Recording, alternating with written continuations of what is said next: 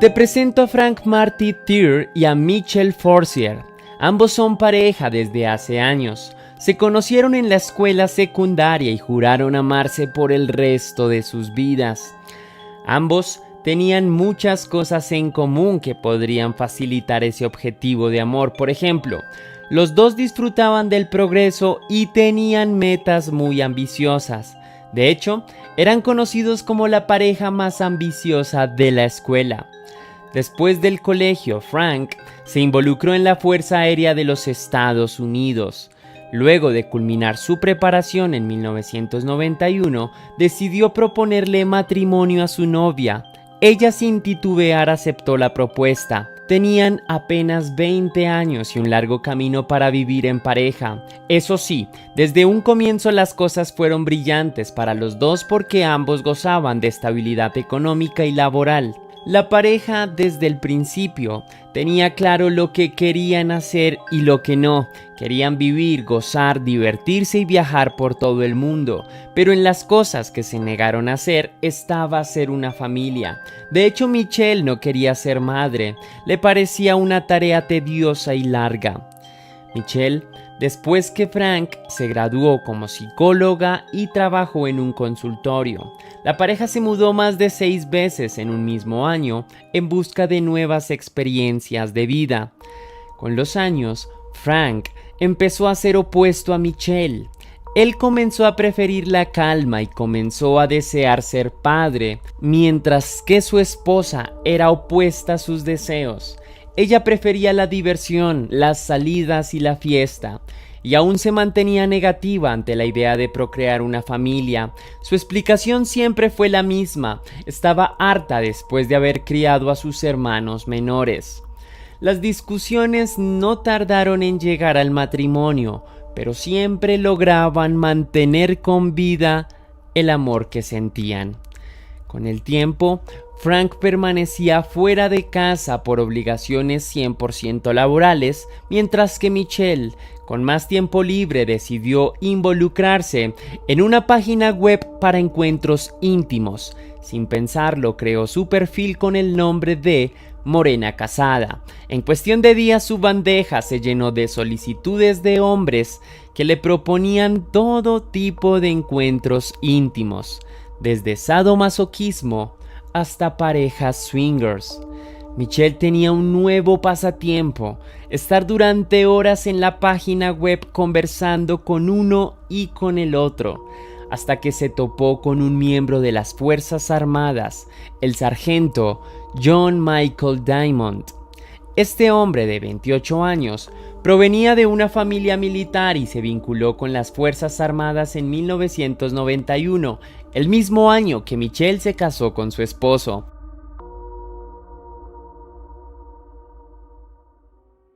Todas las conversaciones de Michelle subían de tono poco a poco.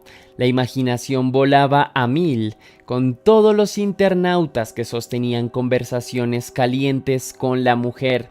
En 1999, Frank le dijo a su esposa que debían mudarse por un traslado que tuvo en su trabajo. La mujer, ya acostumbrada, no tuvo problema con ello y así fue. Ambos se trasladaron a Carolina del Norte y bien, en esa zona se ubica la base militar de Fort Bragg, la misma base en la que trabajaba John, el militar que sostuvo conversaciones calientes con Michelle. La chica supo que tenía una oportunidad enfrente de sus ojos, así que apenas pudo contactó a John para concretar un encuentro cara a cara. Lo citó en una cafetería y tras unos minutos conversando, se enteró que el hombre había recién terminado un segundo matrimonio. Al parecer, se acabó por infidelidades. Aún así, terminaron acostándose esa misma noche. La infidelidad empezó a marcar a Michelle, quien cedía ante las tentaciones de lo incorrecto. Así que decidió seguir viéndose con John a escondidas de su esposo Frank. Lo hizo una y otra vez. Visitaron bares, discotecas, moteles, restaurantes y lugares para parejas swinger. Sin embargo, semanas después Frank le anunció a su esposa lo que para él era una buena noticia: estar en casa acompañándola para recuperar el tiempo perdido, por lo que Michelle tuvo que detener su vida loca de ser infiel. Frank sintió una actitud diferente en su mujer. La idea parecía no gustarle en absoluto y su comportamiento con él no era el mismo, así que después de presionar bastante logró convencer a Michelle para que recibiera terapia psicológica. Finalmente, fueron los dos quienes recibieron una terapia como terapia de matrimonio. En ese momento Frank aceptó que esperaba que Michelle fuera más hogareña y calmada. Por su lado, la chica se quejó de que nadie puede imponer nada y que a fin de cuentas era Frank quien permanecía fuera de casa trabajando. No era necesario ser un psicólogo profesional para entender que ambos eran como el agua y el aceite. Mientras uno buscaba el calor hogareño y el silencio, la otra buscaba el ruido y las locuras. Las cosas como se suponían no salieron nada bien. Con los meses Michelle terminó abandonando la casa en la que vivía con Frank para mudarse con su amante John. Se dieron unas vacaciones en Holanda. Sin embargo, en una noche de tragos le llegó ese momento de reflexión a Michelle. Se sintió agotada y confundida.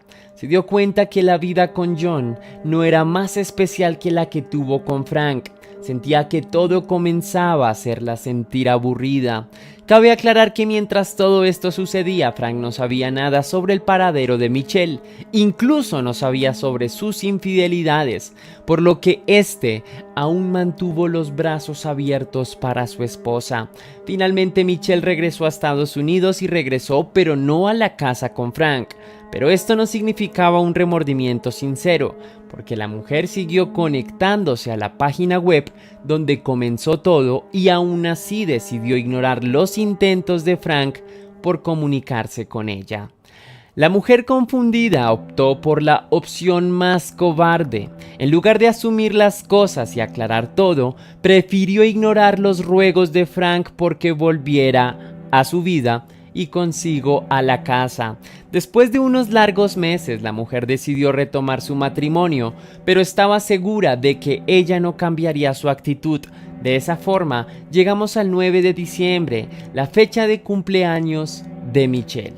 A pesar de que ella para este momento ya estaba de nuevo viviendo con Frank, decidió mentirle a su esposo en su cumpleaños, diciéndole que asistirá a un evento con sus amigos de la secundaria. La realidad es que Michelle se fue durante una noche entera para sostener encuentros íntimos con cuantos hombres se encontrara, y con su amante John nuevamente. Y como siempre, Frank no se enteró de nada. Una semana después, el 17 de diciembre, la pareja asistió a una cena con otros amigos. Durante la noche, Michelle ingresó varias veces al baño para hablar por celular con John. Cuando se finalizó la cena, salieron en el carro rumbo a casa. Sin embargo, a mitad del camino Michelle le pidió hacer un desvío para ir a su oficina. Según ella, necesitaba recoger unos reportes que necesitaba estudiar. Frank lo hizo. En el lugar, le pidió a Frank que se quedara en el carro mientras ella subía. Luego de varios minutos de espera, el hombre se impacientó dentro del carro y decidió subir para revisar si algo había sucedido. Pero antes de que llegara a la oficina, justo antes de subir las escaleras, Frank sintió que alguien le llamaba desde los arbustos. Cuando volteó para atender al llamado, recibió 2 disparos, uno en cada hombro. Acto seguido recibió otros 2 en sus piernas. Después su agresor se acercó y lo finalizó con una bala entre sus sesos. Michelle, al escuchar los disparos, revisó y encontró a su marido, quien yacía en el suelo. De inmediato la mujer lo subió al carro con la esperanza de llevarlo a un centro asistencial donde pudieran reanimarlo. Sin embargo, terminó llegando a un negocio llamado Video Hut. En ese lugar pidió ayuda. Cabe resaltar que la forma en que llegó fue muy calmada, no se mostró preocupada por la salud de su esposo. Luego le pidió a los trabajadores del lugar que llamaran a una ambulancia. Cuando los médicos llegaron a la escena, vieron a la chica de rodillas, sosteniendo la cabeza de Frank, susurrándole al oído: «Todo va a estar bien, cariño». Desgraciadamente, el hombre falleció y no hubo nada por hacer. El día de su funeral, su esposa, de forma cínica, escribió: «Espero que llegues a mi puerta y me digas que todo ha sido un error. Si vuelves a casa hoy, nunca más me enojaré. Te besaré y abrazaré hasta que mis brazos colapsen».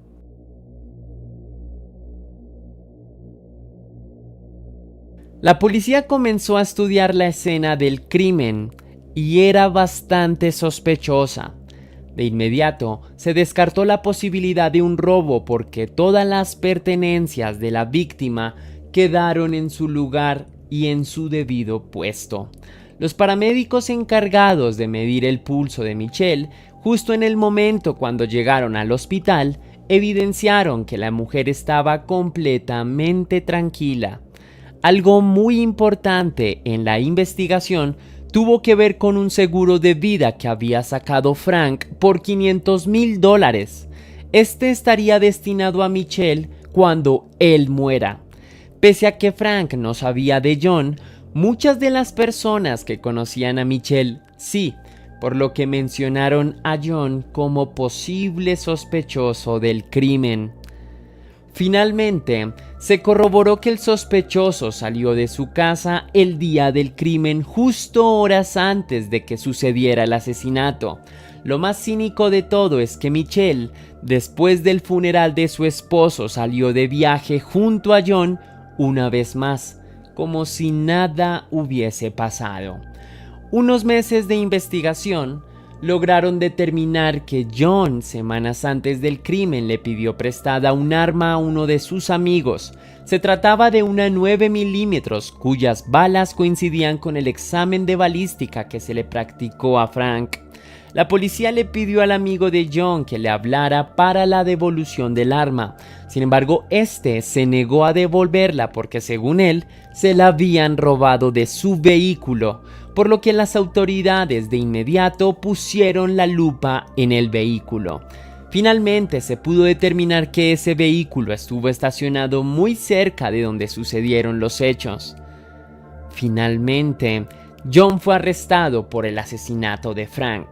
Le imputaron una condena perpetua en la cárcel militar de Fort Leavenworth, en Kansas.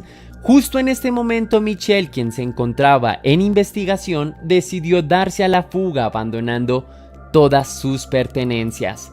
Michelle de inmediato falsificó todos sus documentos de identidad, desde su partida de nacimiento hasta sus documentos actuales. Se sometió a un cambio físico, cortándose el pelo y cambiándoselo de color. La mujer jugó sus cartas para no ser descubierta, al punto de someterse a varias cirugías plásticas en las que se incluyen una rinoplastia. Se modificó el mentón, se rellenó los labios y se corrigió los párpados.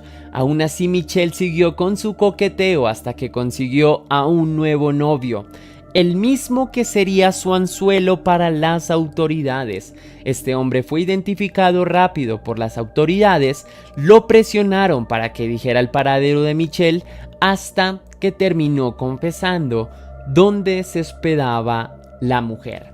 Finalmente, el 15 de agosto de 2002, la mujer fue encontrada y arrestada. Aunque le propusieron un trato que consistía en confesar detalle a detalle los motivos del crimen por una condena de 8 años, la mujer se negó y aseguró que convencería al jurado de su inocencia. El jurado terminó declarando culpable a Michelle y le imputó una condena perpetua el 3 de diciembre de 2004, justo 6 días antes de que la mujer cumpliera 34 años, así que en una prisión de Carolina del Norte sería su casa por el resto de sus días. Y aunque se supo que se intentó fugar en el 2010, no lo consiguió y ahora tiene mayor vigilancia después de su frustrado plan.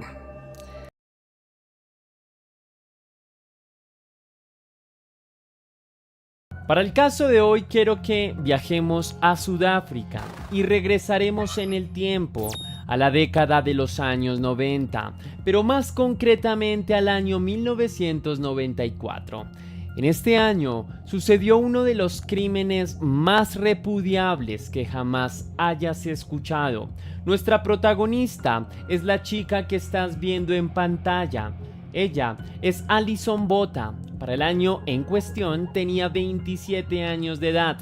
Era el 18 de noviembre de 1994 cuando Alison junto a un grupo de amigos decidieron ir a la playa para disfrutar de una tarde soleada en Amigos. Alistaron todo lo necesario para pasar un momento completamente inolvidable. Empacaron un par de cervezas para acompañar su rato en la playa. Luego de pasar toda la tarde con ellos, regresaron a casa. Alison había llevado su propio auto, por lo que ella se dirigió a su casa con un par de amigos. Luego de estar con ellos, decide llevar a su amiga a casa y regresar ella sola a su residencia, que se ubicaba en Port Elizabeth, en Sudáfrica. La mujer condujo durante algunos minutos. Le urgía llegar a casa porque se encontraba agotada por el sol y la diversión que tuvo con sus amigos. En cuanto llegó, se dispuso a parquear su vehículo. Una vez logró estacionar, decidió cerciorarse que todas sus pertenencias las había guardado. Segundos antes de descender del carro, un hombre armado con un cuchillo decidió abordar a la mujer, pues la consideró completamente vulnerable porque estaba sola. En ese orden de ideas, era una víctima fácil para este agresor. El hombre logró intimidarla y subir al coche. Una vez dentro de él, le ordenó a Alison que cambiara el asiento del copiloto. Las cosas sucedieron muy rápido. Alison no tuvo otra opción que hacerle caso al hombre. El atacante decidió conducir para unas cuadras más adelante, recoger a un cómplice que solía acompañarlo en sus noches delictivas. Justo cuando entró el otro hombre, Alison comprendió que los dos ya tenían un plan muy siniestro para ella. Su aceleración cardíaca se disparó y solo rogaba por salir libre de ahí. Los captores de la chica, identificados posteriormente como Franz du Toit y Theuns Kruger, la llevaron a una zona desierta que estaba a las afueras de la ciudad. Ese era un escenario perfecto para perpetrar un crimen. Aparte que estaba alejado, era muy poco frecuentado por personas. Una vez llegaron a esta zona, bajaron con extrema agresividad a Alison del vehículo y en este punto comenzaron a maltratarla mientras la iban preparando para abusarla íntimamente hasta que lo lograron. Accedieron a ella una y otra vez mientras Alison le suplicaba que pararan. Posteriormente de su abuso decidieron destriparla y finalmente comenzaron a cortar su garganta de manera tan violenta que casi logran decapitar por completo la cabeza de la chica. Todo era con una extrema frialdad y en su despreciable acto tardaron más de 3 horas continuas de puro dolor y de puro sufrimiento. Después de todo lo anteriormente descrito, optaron por dejarla ahí, en el suelo. Aunque los captores creyeron que Alison ya se había ido de este mundo, lo cierto es que la mujer aún estaba con vida en el suelo. Años después del crimen, Alison recordó ese momento con estas palabras y abro comillas: me di cuenta que mi vida era demasiado valiosa para dejarla escapar y eso me dio el valor para sobrevivir.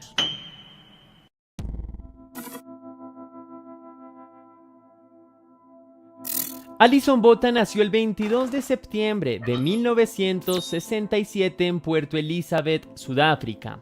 Su familia desde el comienzo tuvo varias dificultades para estar siempre unida. por lo que sus padres decidieron divorciarse cuando ella apenas tenía 10 años de edad. Este hecho condujo a que la madre se mudara con sus 2 hijos, Allison y su hermano mayor. A pesar de que su madre haya hecho esfuerzos titánicos por criarlos, a Allison se le dificultó vivir con sus padres separados, pues extrañaba a su padre en casa. Con los años, la mujer logró asimilar el divorcio y arrancar con una vida aparentemente normal. Logró desempeñarse como directora de la escuela secundaria femenina de Puerto Elizabeth. Cuando terminó sus estudios, decidió salir a conocer el mundo, razón que la obligó a viajar de manera constante. Mas, sin embargo, terminó regresando a casa, pero poco después Allison Botha encontró un trabajo como asesora de seguros y de ahí en adelante supimos más de ella por la noche de la tragedia. Pero recordemos muy bien qué pasó. Botha estuvo en una tarde en la playa con sus amigos. La noche de su ataque parecía cualquier otra noche.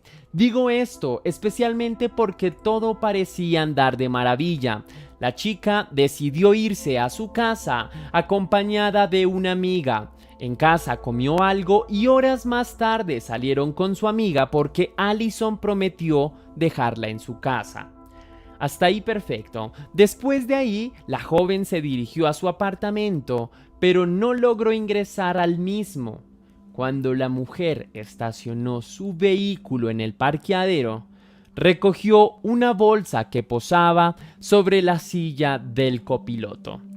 Antes de que la mujer cogiera dicha bolsa, sintió el movimiento de un hombre que por detrás la empuñó con un cuchillo en su cuello y le dijo: «Muévete o te mato».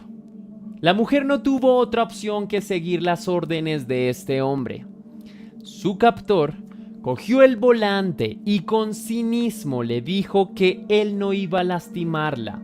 Según él, solo quería utilizar el vehículo de Allison durante una sola hora.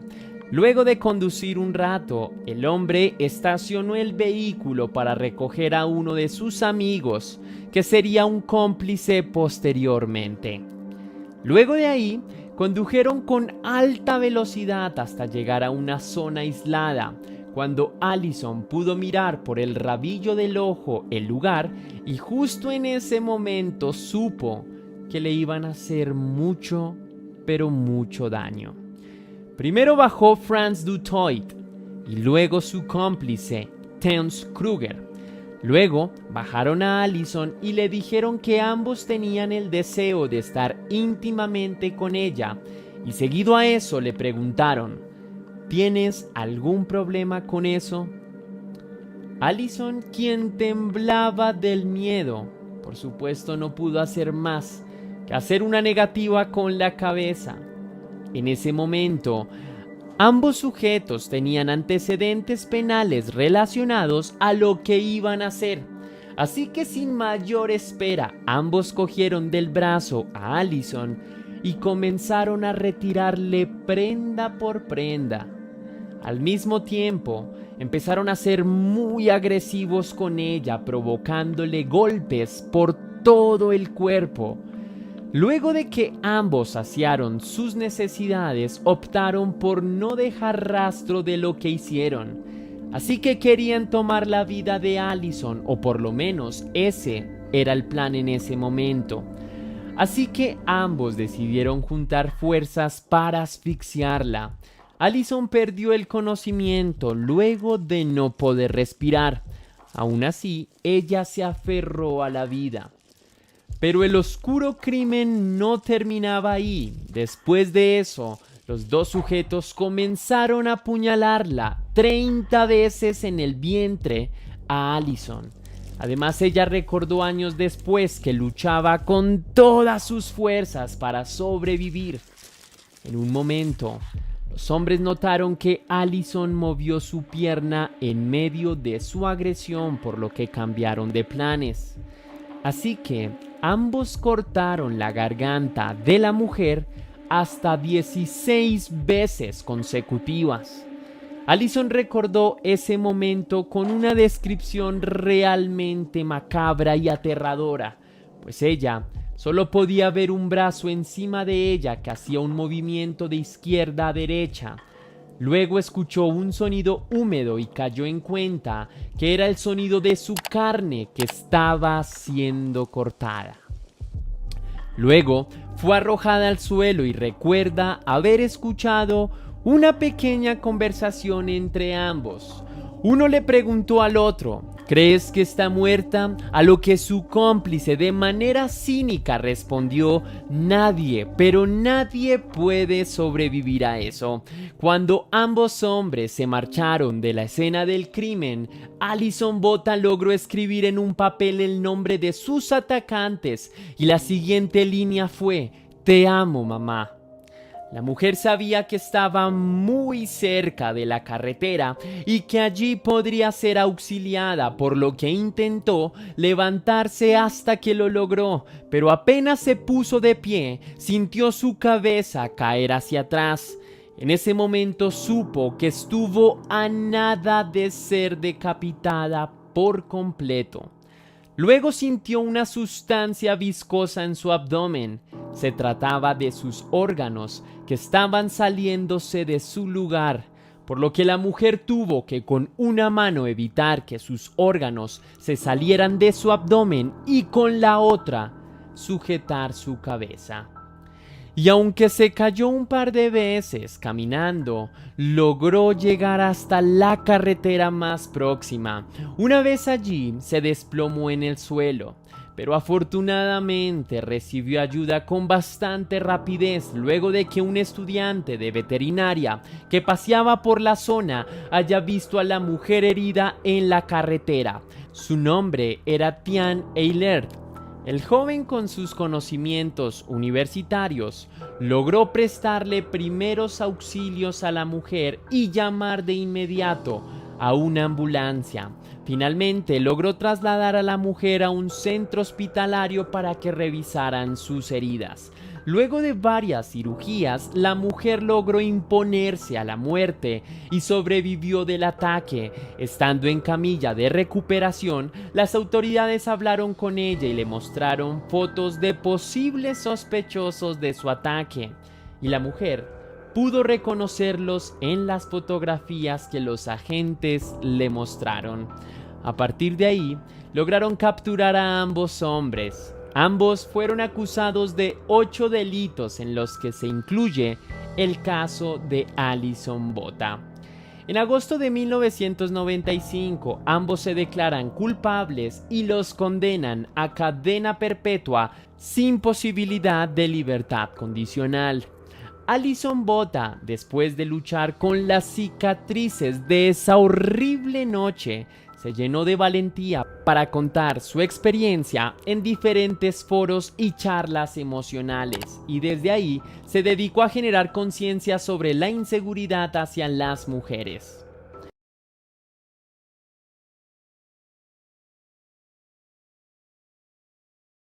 El día 25 de enero fue capturado Richard Choque, un individuo con antecedentes de homicidio y abuso íntimo. En este punto, el hombre confesó que había asesinado a 2 adolescentes y sus cuerpos estaban enterrados en una habitación abandonada en su propia casa, ubicada en el barrio Vallivian, en la ciudad de El Alto. Las autoridades llegaron hasta este individuo después de que una de sus víctimas lo denunció por abuso y extorsión.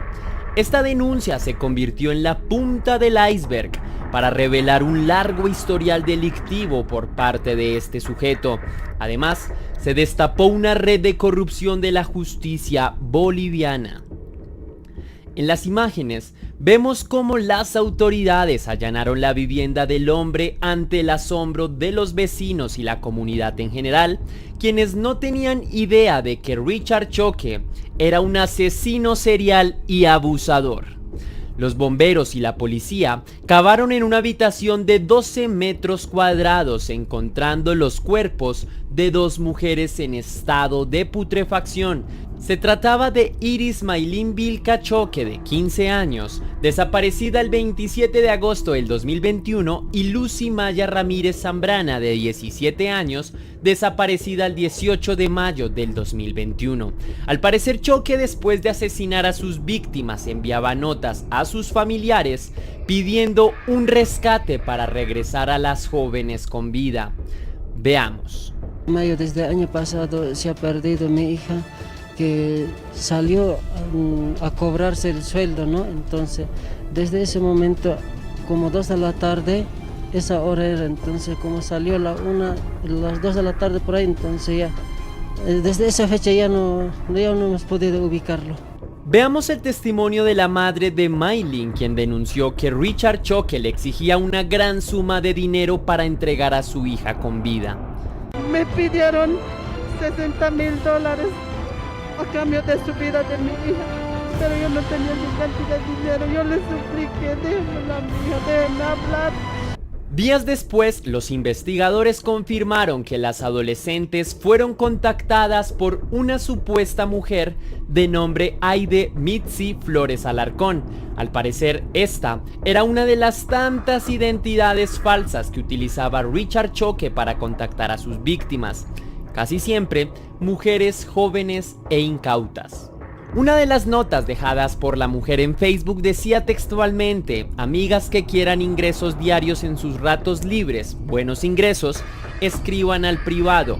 Ojo, se paga por hora, diario o semanal. Escríbeme. Después de citarlas en un alojamiento, abusaba de ellas y las extorsionaba.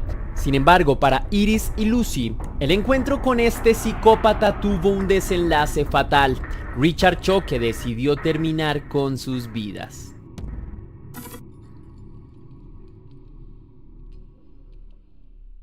En el año de 1995, el padre de Choque Flores falleció. Se trataba de un suboficial de policía. Según versión de sus familiares, Richard no tuvo una infancia normal. El niño desarrolló una personalidad antisocial, un alto sentido de manipulación y un perfil criminal con trastorno de sexualidad. Choque fue arrestado por primera vez en el año 2013 cuando se dirigía a la zona 12 de octubre de la ciudad del Alto. El hombre se había contactado con la familia de su primera víctima, una estudiante de Derecho, Blanca Limachi. Después de abusar y asesinar brutalmente a la joven, Choque Flores extorsionó a su familia y pidió $2,000 americanos para devolverla con vida. Es en este punto que Choque es detenido por las autoridades. El hombre confesó que contactó a Blanca con una cuenta falsa en Facebook, haciéndose pasar por instructor militar, y le ofreció ayuda para ingresar a la institución. Luego de asesinarla, procedió a enterrarla en la casa de San Martín de la ciudad de Alto. Después de escuchar su confesión, los investigadores llegaron a la vivienda y encontraron un bolso con ropa íntima de mujeres, documentos de identidad de sus víctimas, esposas policiales, vestimenta militar, una computadora y un arma de fuego, lo que significaba que el hombre agredió sexualmente a muchas mujeres en este lugar y seguramente a todas ellas las extorsionaba. El reporte forense informó que Blanca murió por asfixia y un traumatismo cráneoencefálico cerrado. Mira, sí. Yo no he visto, nunca me he puesto en esa situación. Lo único que no iba a tener que pasar era... En el 2015 fue sentenciado a 30 años de prisión sin derecho a indulto junto con su cómplice, José Luis Casilla Machaca. En este punto el caso quedaría cerrado para siempre. El abusador 77, como fue conocido por el número de víctimas que se especula, fueron engañadas con promesas laborales falsas. La cereza del pastel de este caso es que Choque Forero fue dejado en libertad en diciembre del 2019, a pesar de la sentencia emitida en el año 2015. Así que la pregunta es, ¿cómo logró evadir esta sentencia para salir en libertad?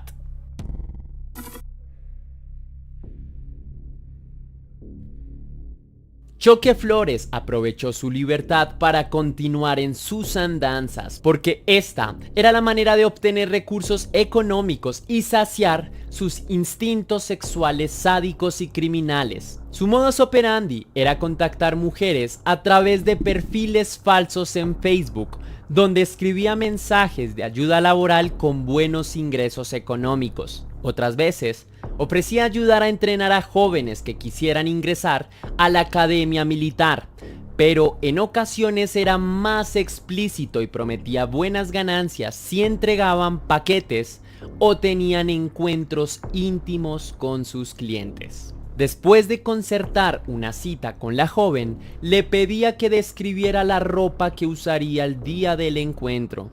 Luego, las llevaba a un alojamiento y cuando las chicas ingresaban, Choque ya había preparado paquetes con sustancias ilícitas que dejaba sobre algún mueble para luego inculpar a su víctima de ser poseedora de ellas. Esto con el fin de asustarlas, pues les decía que él era policía y debía presentar denuncia por posesión de sustancias ilícitas.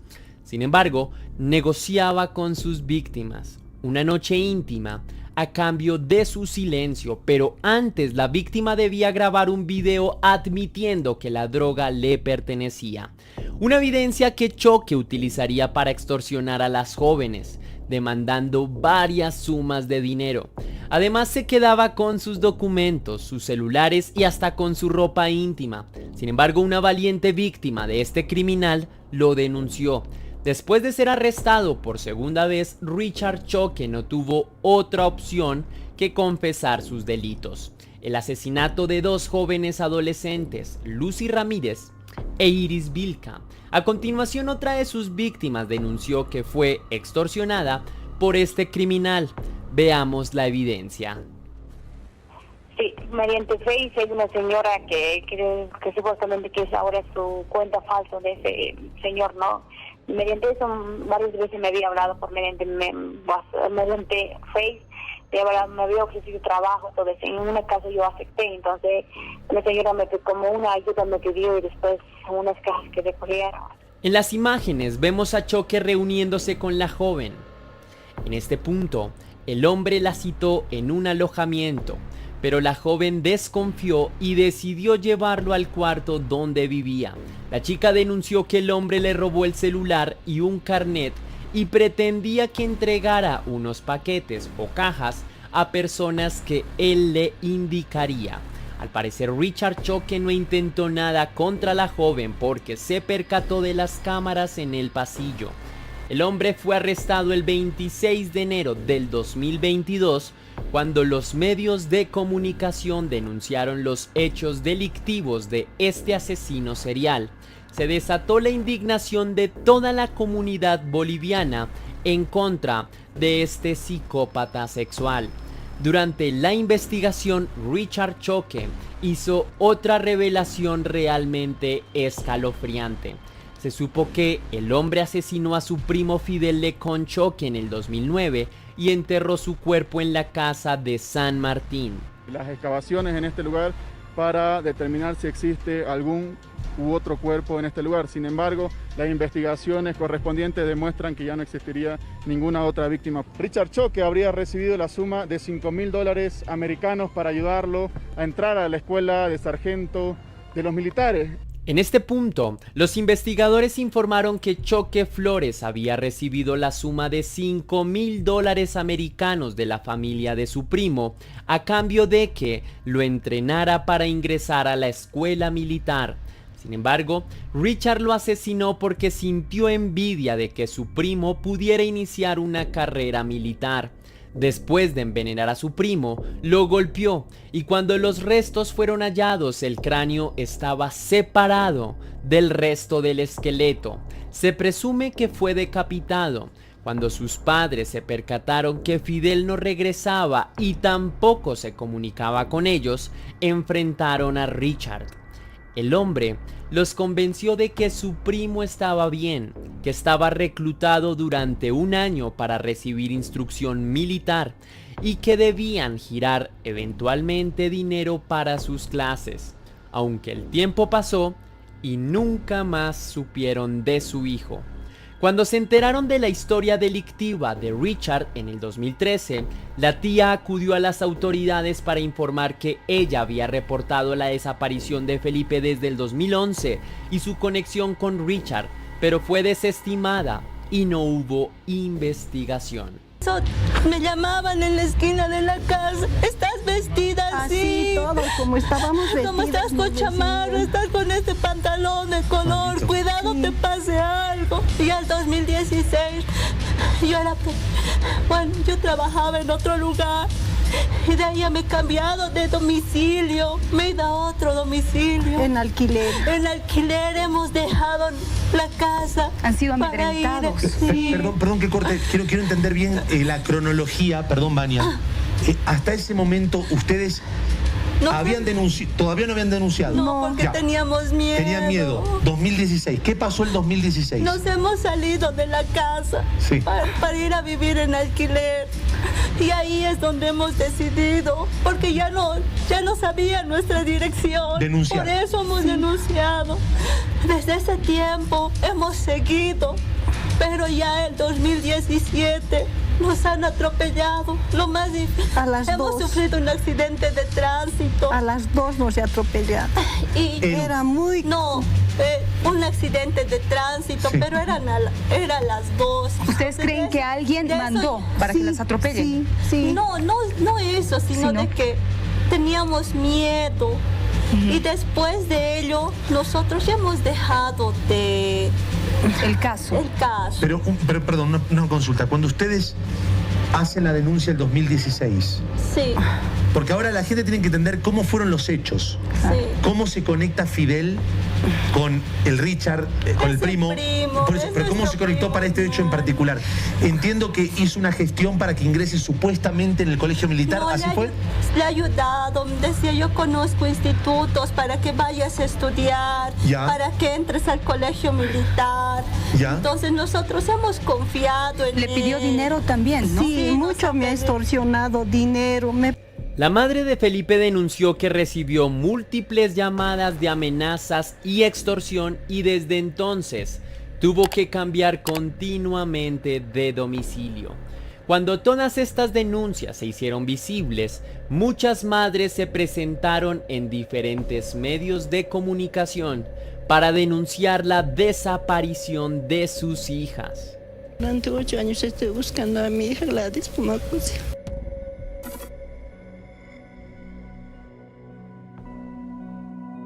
En las imágenes podemos observar toda la red de cómplices de la que se valió este sujeto para conseguir su libertad. Inició con el juez Rafael Halcón Aliaga, quien fue directamente responsable de la excarcelación del asesino serial más popular al día de hoy en Bolivia, calificado por el ministro de Gobierno boliviano como la cara más vil de la justicia de Bolivia. Después de su detención, el juez primero de Anticorrupción y Violencia de La Paz dictó detención preventiva a este funcionario por 6 meses, la cual debe cumplir en la cárcel de San Pedro, en la ciudad de La Paz. En este punto, se supo que los cargos fueron de prevaricato, es decir, el abuso de su poder para dictar una resolución arbitraria, injusta y contraria a la ley. En este caso, resoluciones contrarias a la Constitución, incumplimiento de deberes y desprotección de mujer en situación de violencia. Obviamente, los abogados del juez acusaron que el fallo fue desproporcionado. Al parecer, este juez había dado el beneficio de cárcel domiciliaria a otros delincuentes, según el informe de los investigadores. Freddy Torrejón Rocabado, médico, que firmó un certificado falso para facilitar la salida de Richard Choque.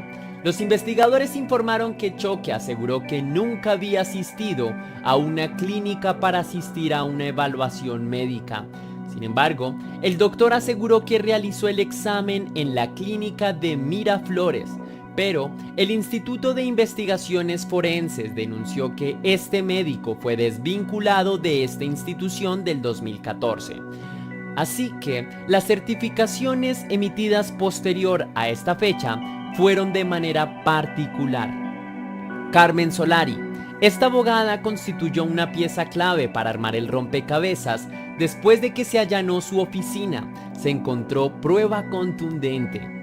Esta mujer hacía parte de un consorcio de jueces y abogados que se dedicaban a liberar a reos sentenciados. Los investigadores encontraron una resolución muy similar a la de Richard Choque, en donde participan las mismas partes y el juez halcón favorece a otro reo con sentencia condenatoria. Marlene Paco, abogada titular de Richard Choque, quien presentó el registro del caso el 11 de diciembre del 2019, la abogada cobró a Choque $3.500 para obtener su libertad mediante una certificación médica de enfermedad terminal. Además, le pidió a Choque Flores una botella de whisky para el juez. Otro de los cómplices que hacen parte de esta red de corrupción son Darwin Oliver Vilca, quien le proporcionó un distintivo policial. Al parecer se habían conocido en la cárcel. La trabajadora social Mari CH, quien exigía de $1,000 a $2,000 bolivianos a cambio de informes a favor de los privados de libertad. La trabajadora social Jessica ACH y el secretario del Juzgado Primero de Ejecución Penal, acusados por uso indebido de influencias, incumplimiento de deberes, obstrucción de documentos y consorcio de jueces, fiscales y abogados en grado de complicidad. Elizabeth Flores y Eli Choque, la madre y hermana de Richard, tenían conocimiento de los crímenes cometidos por el hombre. Por esta razón serán enviadas a la cárcel en forma preventiva como cómplices en el presunto delito de trata y tráfico de personas en grado de complicidad. Finalmente se supo que Choque gozaba de privilegios en la cárcel de San Pedro en La Paz, trabajaba como ayudante legal y era el segundo recluso al mando del penal. Además, intentó negociar con las autoridades su libertad a cambio de información.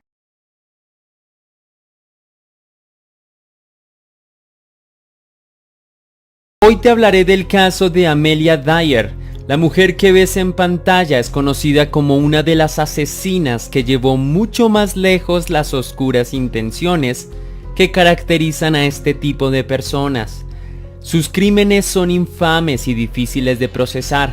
Durante 2 décadas, Amelia aseguró haberle arrebatado la vida a centenares de pequeños bebés. Para oscurecer más las cosas, lo hacía con bebés que eran entregados por sus padres voluntariamente. Y antes de que pienses mal, Amelia tenía mucho que ver, pues se ganaba la confianza de los padres durante varias semanas y luego se ofrecía para cuidar a sus hijos. Y una vez en su cuidado, les cerraba sus ojos para siempre.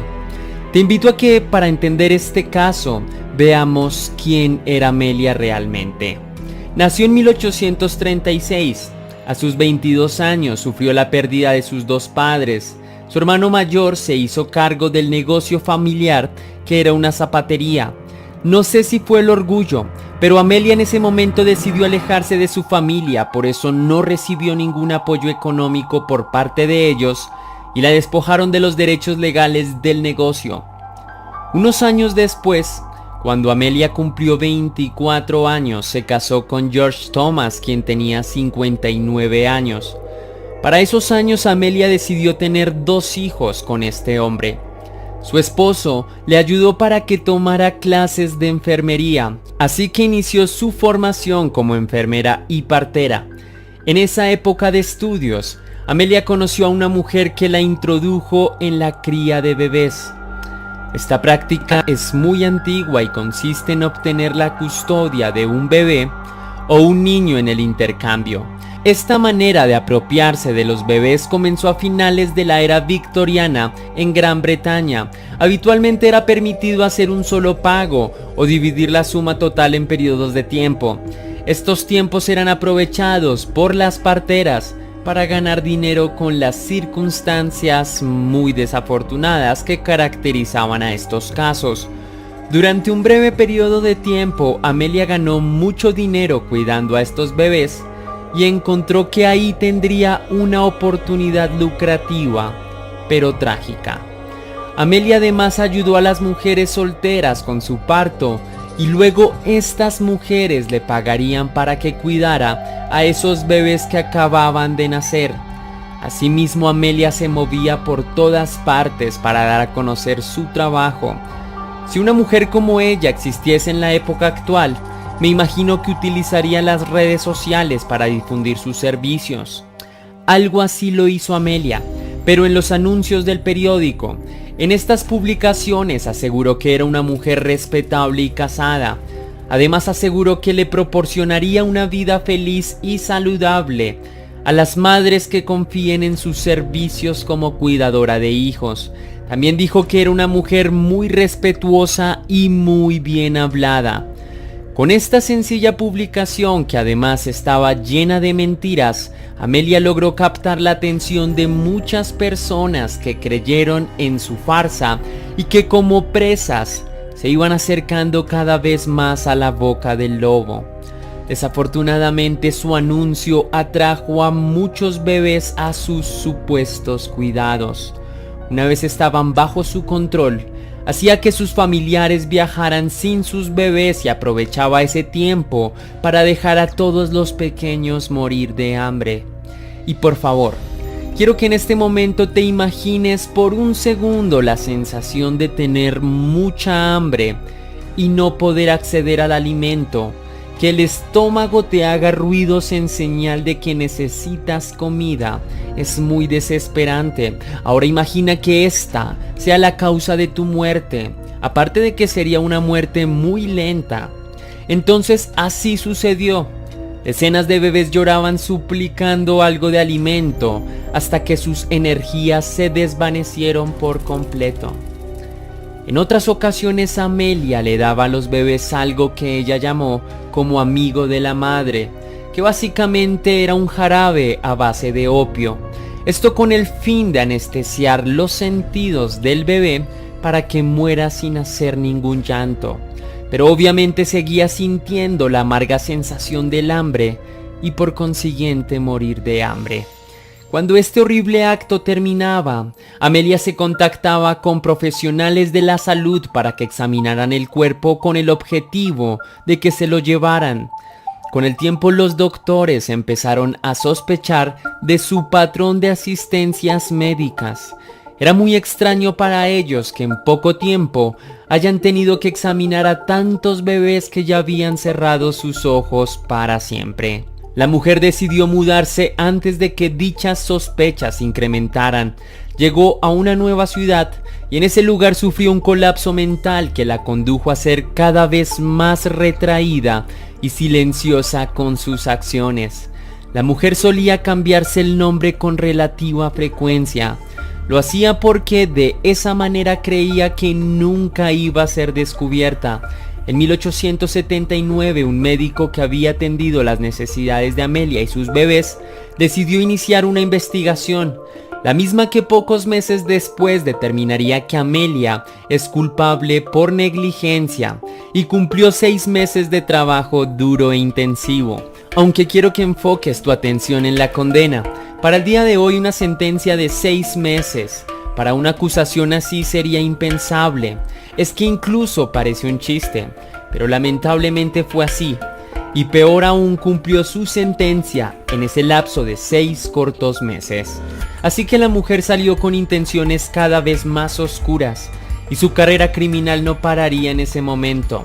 Esta vez modificó su plan de acción. Por esa razón dejó de avisarle a los médicos sobre sus hechos. Esta vez quería trabajar completamente sola. A partir de 1880 ella misma empezó a hacerse cargo de todos los bebés que cerraban sus ojos para siempre, bajo su aparente cuidado. Y así fue ejecutando su despreciable carrera criminal.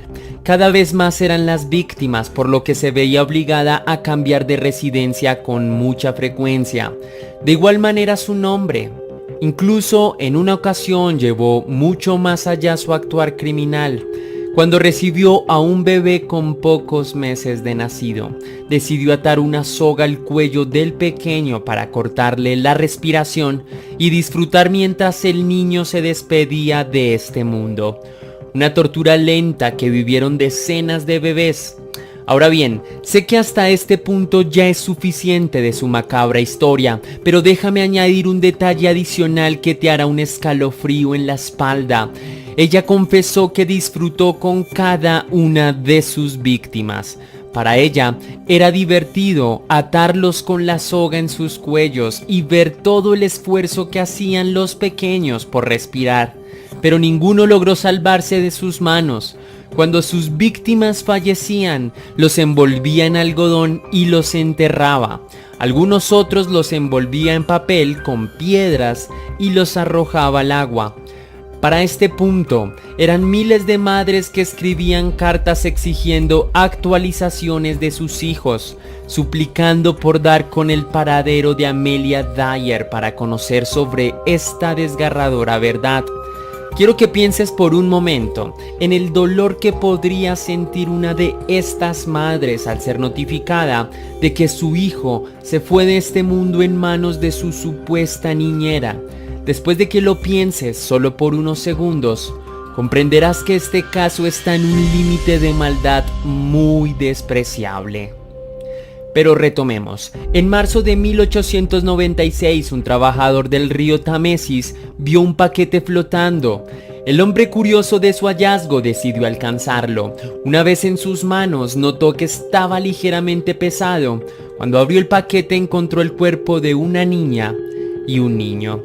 Inmediatamente las autoridades iniciaron una investigación criminal y forense en contra de Amelia Dyer. El análisis forense arrojó resultados escalofriantes. Luego de poner las evidencias en microscopio, se logró descifrar un nombre y una dirección. La policía ya tenía un estudio psicológico ligeramente claro sobre Amelia Dyer, por lo que sabían un poco sobre sus movimientos, específicamente con sus cambios de vivienda. Amelia para este punto ya era un criminal que sabía cómo escapar muy bien de las investigaciones. Sin embargo, la policía decidió utilizar una mujer como señuelo con la esperanza de capturar a Amelia. Así que el 3 de abril, Amelia acordó una cita para el cuidado de una bebé con la mujer, que aparentó ser inocente y no conocer sobre su historial. Amelia la citó en su casa, y ese sería el error más grande de su vida, porque cuando Amelia abrió la puerta se dio cuenta que estaba rodeada por detectives que estaban a punto de capturarla. Cuando la policía ingresó a su casa, descubrieron un fétido olor a carne humana. Además, esta estaba en descomposición. A pesar de que los oficiales no encontraron víctimas dentro de la casa, sí encontraron evidencias relacionadas a sus crímenes, como la soga que utilizó en la mayoría de ellos. La policía estimó que aproximadamente 400 bebés fueron víctimas de esta mujer que protagonizó uno de los capítulos más oscuros de la historia, aunque lamentablemente solo fue acusada por un número pero muy inferior a ese. El 22 de mayo de 1896 fue acusada de la muerte de 3 pequeños y el jurado la declaró culpable. Cabe la pena resaltar que Amelia durante toda la audiencia trató de eludir su responsabilidad, diciendo que ella estaba loca y que en realidad nunca quiso hacer nada de eso.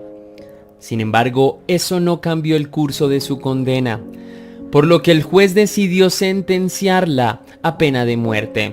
De esa forma, Amelia terminó ahorcada a las 9 a.m. del 10 de junio de 1896, a sus 57 años de edad. Un dato muy curioso es que le dieron la oportunidad de decir unas últimas palabras, por lo que uno esperaría remordimiento. Sin embargo, lo único que dijo fue: "No tengo nada por decir".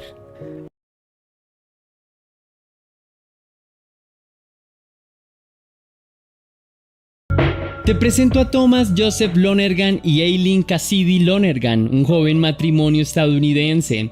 La pareja se conoció en la Universidad de Luisiana. La relación funcionaba bien, pues se correspondían bien el uno al otro debido a que compartían intereses como el viajar, el buceo, las caminatas al aire libre y la interacción con la naturaleza, gustos que compartirían el resto de su relación. Según se sabe gracias a sus diarios de buceo, la pareja era experimentada realizando esta actividad actividad y adictos a su pasión buscaban encontrar la experiencia inolvidable. Una de estas fue el encuentro cercano que tuvieron con ballenas durante una inmersión en el país de Fiji, un hito sin precedentes que les impulsó a querer estudiar biología marina. Esto les empujó a recorrer el mundo haciendo paradas estratégicas para seguir cultivando su pasión por el mundo del buceo, y fue en 1998 que llegaron a Australia, un excelente lugar para practicar el buceo, y fue el 25 de enero del mismo año que la pareja reservó 2 boletos para poder bucear bajo el brazo de la compañía Outer Edge. Corría el 25 de enero de 1998, hacía buen sol y la pareja estaba dispuesta a disfrutar del día. Salieron muy temprano del hotel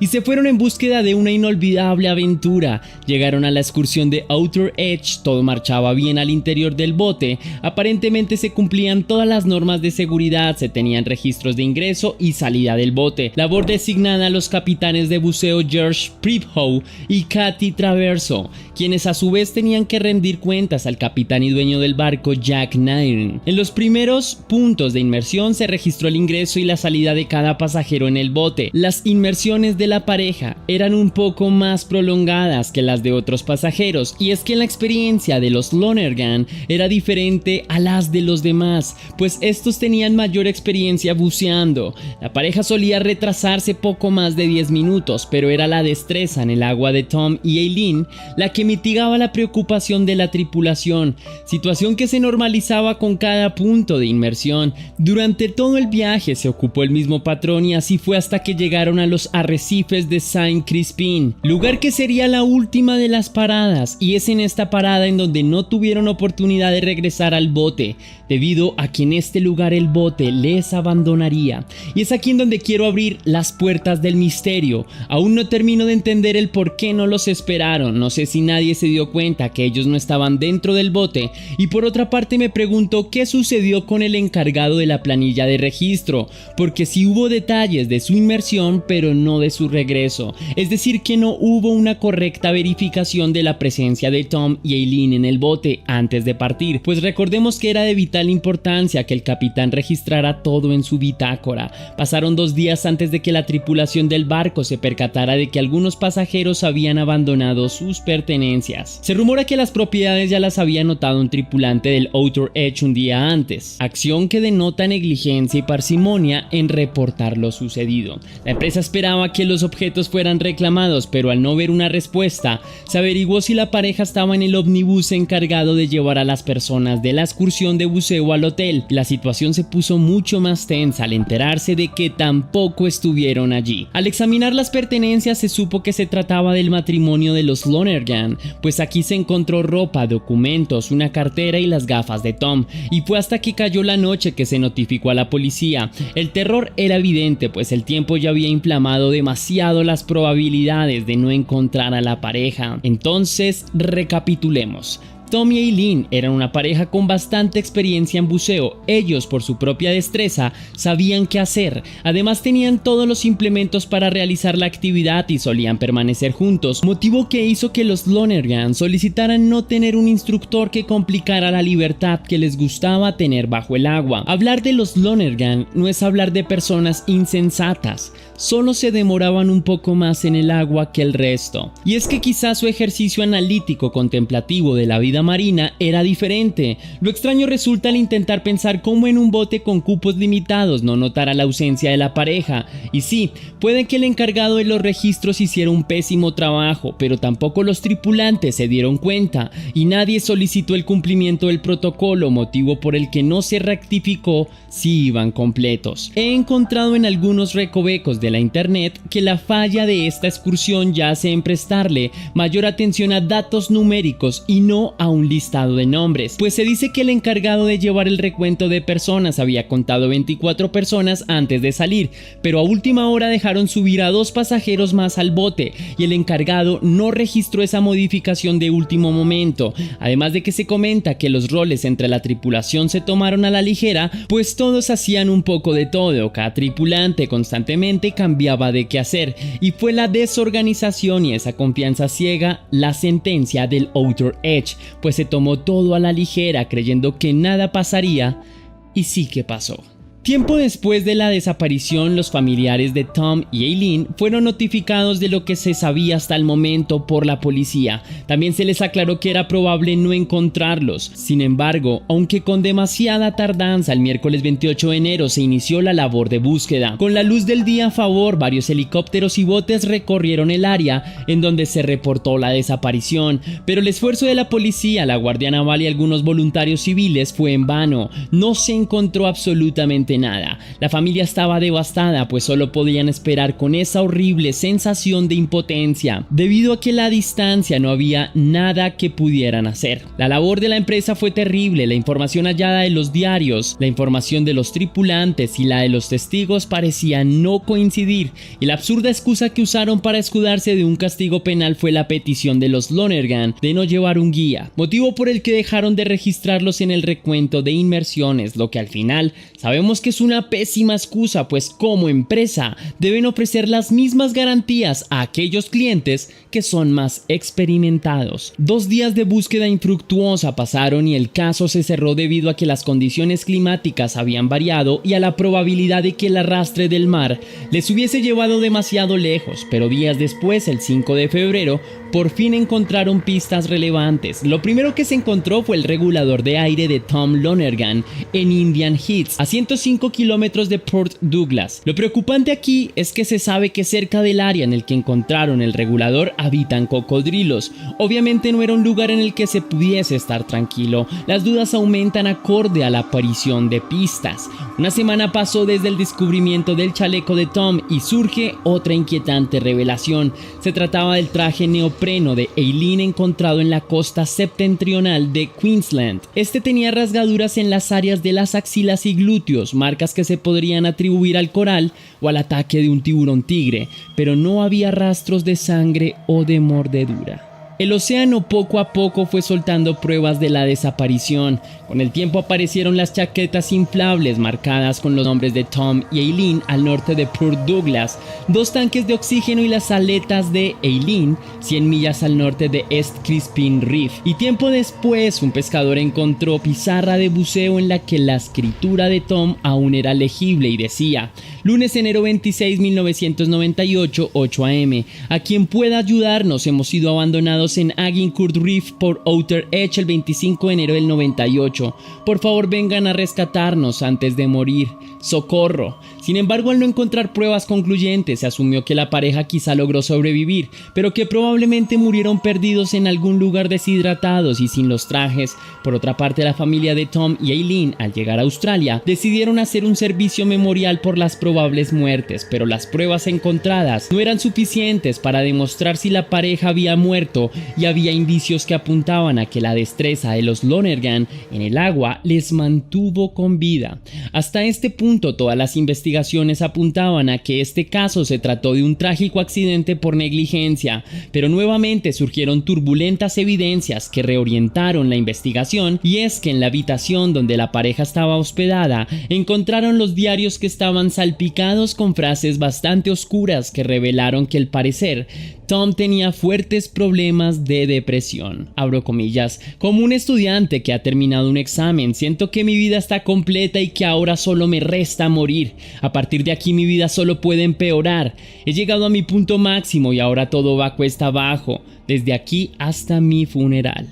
Y antes de su última inmersión, Aileen escribió lo siguiente, y abro comillas: Tom esperó morir de una manera rápida y dolorosa. Espera que suceda pronto. Tom no tiene tendencias suicidas, pero tiene un deseo de muerte que podría llevarlo a lo que desea y podría quedar atrapado en eso. Cierro comillas. Ambos tenían registros en los que se quejaban de sus trabajos y sus vidas en general.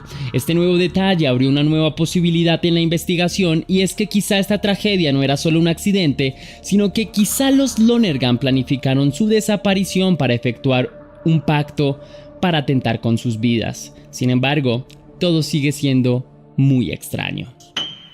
El 10 de octubre de 1998, el forense Noel Newman adjudicó que la pareja murió por exposición, ahogamiento o un ataque de tiburón. Este también inculpó a Jeffrey Jack Nairn a ser juzgado por homicidio involuntario, pues este era el dueño del bote en el que la pareja Lonergan desapareció y por ende el primer responsable del cuidado de su tripulación y sus 24 pasajeros. Durante el juicio, el abogado de Nairn insistió en la teoría de que ellos atentaron con su vida, adjudicando que la desaparición fue planeada por la pareja y que la tripulación no tenía nada que ver. Finalmente, en ausencia de pruebas concluyentes, el jurado determinó que Nairn era inocente, pero se le obligó a pagar $28,000 por negligencia, motivo que obligó a Outer Edge a retirarse meses después. Durante el juicio salieron más detalles. Se dijo que en el área había un bote no identificado y que la persona que iba dentro probablemente se llevó a la pareja consigo.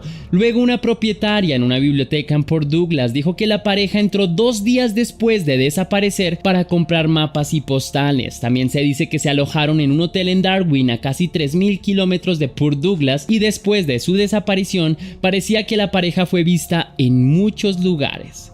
Sin embargo, los detalles más extraños estaban en unas llamadas realizadas por Tom Lonergan. La primera se realizó a Outer Edge, es decir, la empresa involucrada. La llamada fue recibida por el gerente de operaciones una noche antes de la desaparición. Lonergan preguntó si el bote visitaría Agincourt Reef, a lo que el gerente contestó que sí, y Tom, estando nervioso, hizo la misma pregunta varias veces. Una empleada para el Centro de Información de Visitantes de Cairns testificó que Lonergan le preguntó si un barco llamado Quicksilver 5 también iría a Agincourt Reef. Curiosamente, un trabajador del barco Quicksilver 5 reportó que el día de la expedición ellos llevaban a un grupo grande de italianos. Sin embargo, dijo que durante el recorrido se percató de 3 personas raras que tenían un acento americano muy marcado, añadiendo que cuando llegaron al puerto de regreso en el recuento tenían a 3 pasajeros más, pero no se supo con exactitud quiénes eran. Al final se llegó a presumir que los diarios de la pareja habían sido alterados para apuntar a la teoría de que atentaron contra ellos mismos. Sin embargo, eran demasiadas entradas en esto que ponían en manifiesto la melancolía